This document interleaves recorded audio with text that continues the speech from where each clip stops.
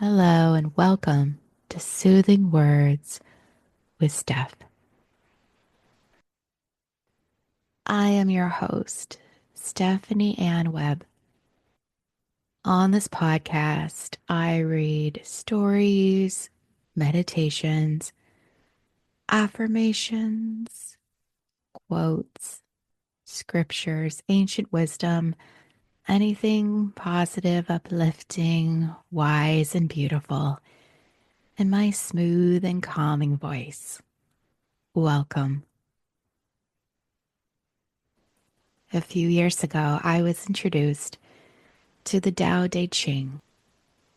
The Tao Te Ching is an ancient text written in the 6th century BC, and it's filled with wisdom on how we can live a more reasonable life. It was written by a man named Lao Tzu.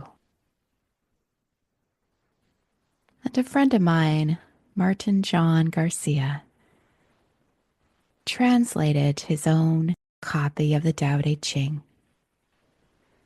which I will read from today. Chapter 1. Words are particular. They cannot express Tao. To have a name is to be limited to manifestation. That which is nameless is the source of manifestation. Self-reverential. Those who name themselves. Want to experience the depth of the mystery? Stop identifying. Want to experience the shallowness of the manifestation?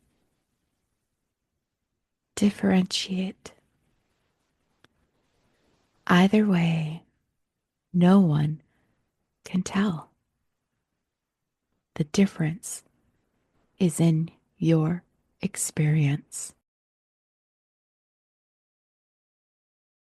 Chapter 2. Opposites exist amongst the particular. Identifying the beautiful creates the ugly. Identifying good creates evil.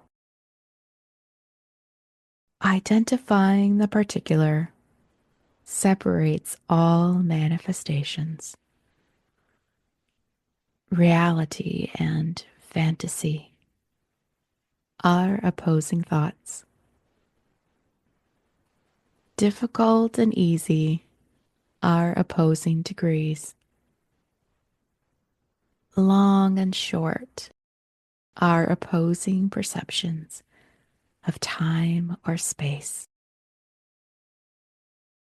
Because of this, the master doesn't rely on words. She teaches by being without explanation. In this way, she is the most helpful. She inspires all things to be without rejecting them. She gives them life, but refuses to possess them. Her actions spring forth from perfection. They are not hers to own. Thus, they will never be forgotten.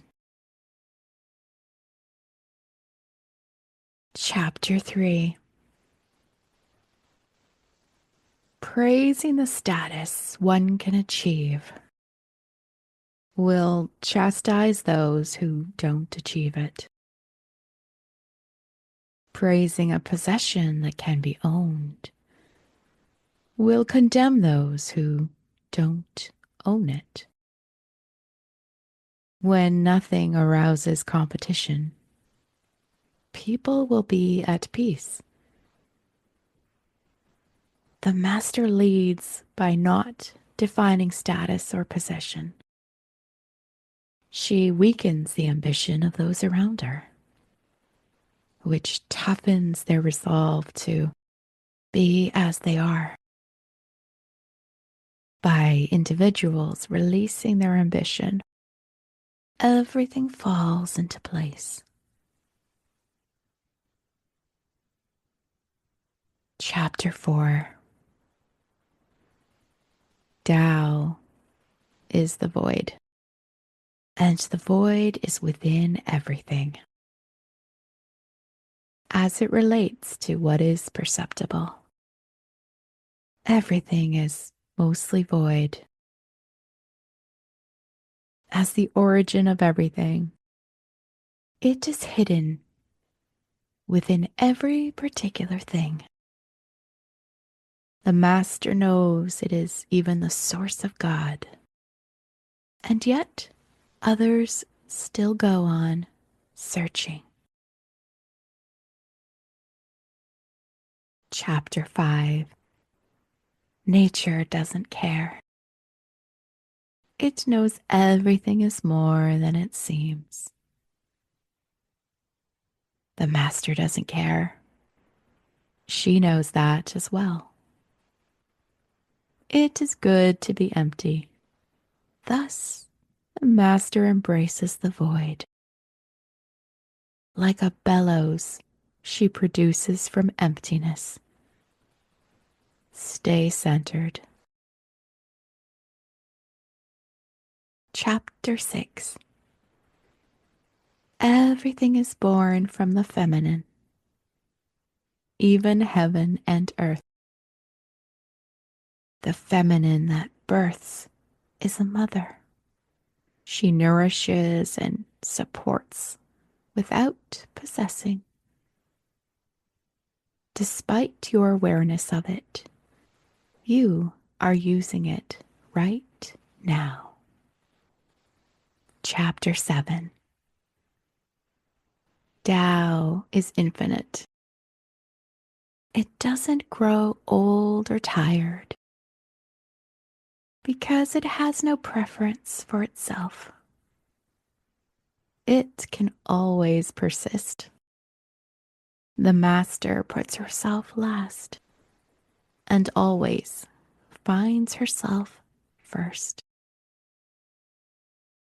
By being detached from preference, she can give herself to what is and find fulfillment there. Chapter 8. Water is humble, always traveling to the lowest place, nourishing without taxing. Everything along the way. In so doing, it is like Tao. The master aims to resemble water. In thinking, she is simple. In conflict, she is yielding. In governing, she doesn't need control. In work, she does the obvious thing. In family life, she is continually present.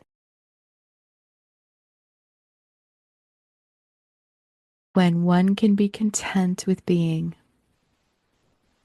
and not to require comparison or praise, it is said they invest in their life by making of it a donation. Chapter 9.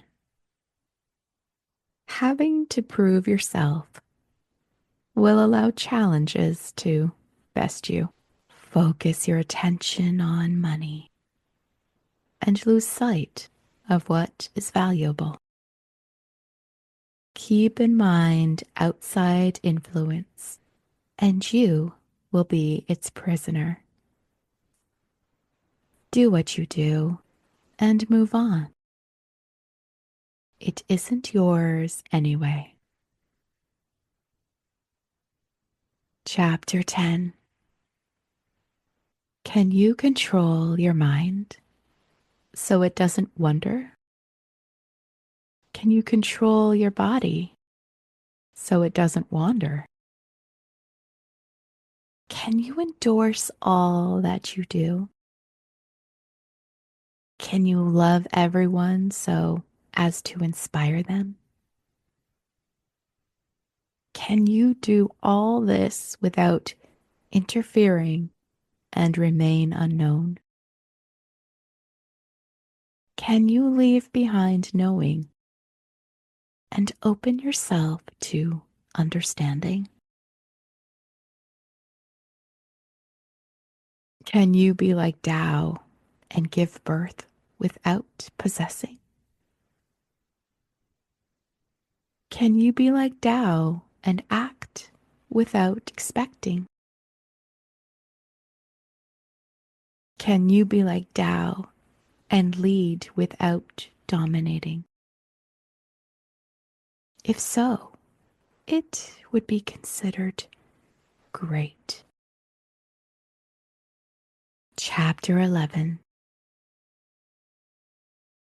Spokes, tire, rim, and hub all make a wheel. Yet it is the space where the axle goes that makes it worthwhile. Clay is formed into a vessel. A vessel's function is to hold things. Thus, its form includes emptiness. A house can be built, but if it were solid, it would be useless. It is easy to see structure, but structure is there to expose the value of emptiness. Chapter 12. Colors blind the eyes of men. Sounds deafen the ears of men. Flavors dull the tongues of men. Thoughts will lead a mind to turmoil. Desires and greed will lead a life to turmoil. Therefore, the master satisfies her inner vision, allowing external cravings to come and go. Chapter 13. To succeed and to fail are equally undesirable. Creation and destruction are equally present within us. What do I mean by to succeed and to fail are equally undesirable? The more success you have, the more you protect it by hiding failure. The more you associate with failure, the more you embody it. When neither success nor failure is identified as the destination, being becomes the objective. What do I mean by creation and destruction are equally present within us? Having a body and a mind with which I identify gets me involved in the manifestation. The manifestation convinces me of my actions, and so naming them, I both create and destroy, neither of which are unique. To see yourself with indifference, you will have faith in all things. To see the world with indifference, you will be able to care for it all. Chapter 14. Look, and there is nothing to see. Listen, and there is nothing to hear. Reach, and there is nothing to grasp. These three nothings come together. They combine and are one. This is a mystery and cannot be named. It is present within all manifestation and is forever returning to nothing. So subtle it cannot be identified.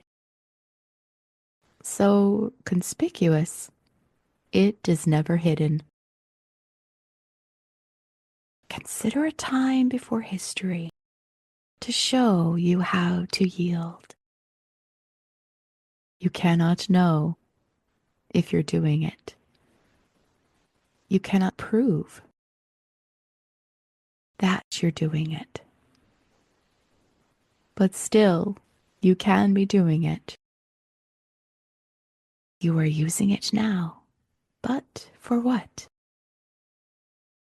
Chapter 15. The ancient master's ability to comprehend the mystery was so profound and subtle that they were misunderstood. One could only describe how they must have appeared.